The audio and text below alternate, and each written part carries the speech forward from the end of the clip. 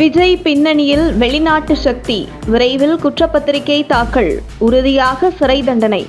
தமிழக வெற்றிக் கழகத்தின் தலைவர் விஜய் கடந்த சில மாதங்களுக்கு முன்பு கரூரில் பங்கேற்ற நிகழ்வில் கூட்ட நெரிசலில் சிக்கி சுமார் 41 பேர் பலியான சம்பவம் இந்தியாவையே உலுக்கியுள்ளது.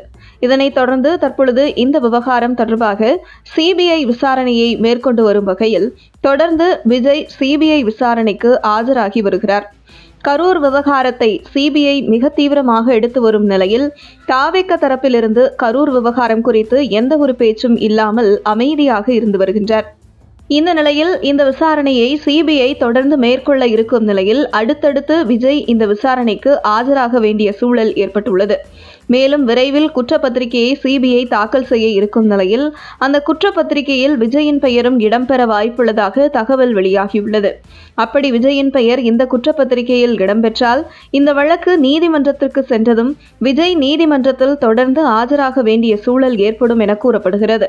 கரூர் விவகாரத்தில் யாரும் தப்ப முடியாது என்றும் தப்பு செய்தவர் யாராயினும் நிச்சயம் சிறை தண்டனை கிடைப்பதற்கு வாய்ப்பு இருக்கிறது என்பதை உறுதியாக சொல்கிறார்கள் சட்ட வல்லுநர்கள். இந்த நிலையில் விஜய்க்கு பின்னணியில் இந்தியாவுக்கு எதிரான வெளிநாட்டு சக்திகள் இருப்பதாக மூத்த பத்திரிகையாளர் திடுக்கிடும் ஒரு தகவலை தெரிவித்திருக்கிறார். விஜயின் அரசியல் செலவுக்கான பணம் அனைத்துமே வெளிநாட்டில் உள்ள சில மிஷனரி மூலமே விஜய்க்கு செலவிடப்படுவதாக குற்றச்சாட்டு எழுந்துள்ளது. இந்த தகவல் இந்திய உளவுத்துறை மூலம் மத்திய அரசுக்கு நன்கு தெரியும் என்று கூறப்படுகிறது. குறிப்பாக விஜயை சுற்றி மிக நெருக்கமான வட்டாரத்தில் இருக்கும் பெரும்பாலானோர் மிஷனரிகளின் தொடர்பில் உள்ளவர்கள் என்றும் இதுபோன்ற ஒரு சூழ்ச்சி தெரியாமல் அரசியலில் பழுத்த அரசியல்வாதி செங்கோட்டையன் சிக்கிக் கொண்டார் என்றும் அரசியல் வட்டாரங்களில் பேசப்பட்டு வருகிறது.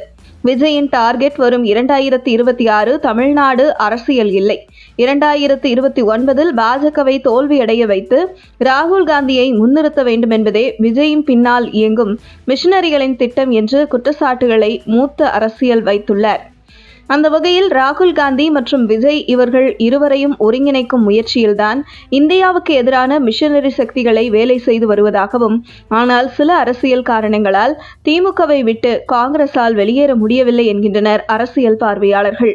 குறிப்பாக கரூர் விவகாரம் குறித்து சிபிஐ விசாரணையில் விஜயிடம் சில புகைப்படம், வீடியோ ஆதாரங்களை காண்பித்து அடுக்கடுக்கான கேள்விகள் கேட்கப்பட்டதாகவும், அப்படி கேட்கப்பட்ட சில கேள்விகளுக்கு பதில் சொல்ல முடியாமல் விஜய் முக்காடி போனதாகவும் டெல்லியில் இருந்து வரும் தகவல்கள் தெரிவிக்கிறது. குறிப்பாக விஜய் ஒரு அரசியல்வாதியாக செல்லும் வழியெல்லாம் ஒவ்வொரு ஊராக பேசிக்கொண்டே சென்றால் அவருக்கு பெரும் கூட்டம் கூடாது. அதனால்தான் ஒரே இடத்தில் பேசுவதாக அறிவித்து மக்களை கூட்டத்தை காண்பித்து ஏமாற்று அரசியல் செய்து வருகிறார் என்கிற விமர்சனமும் எழுந்துள்ளது குறிப்பிடத்தக்கது.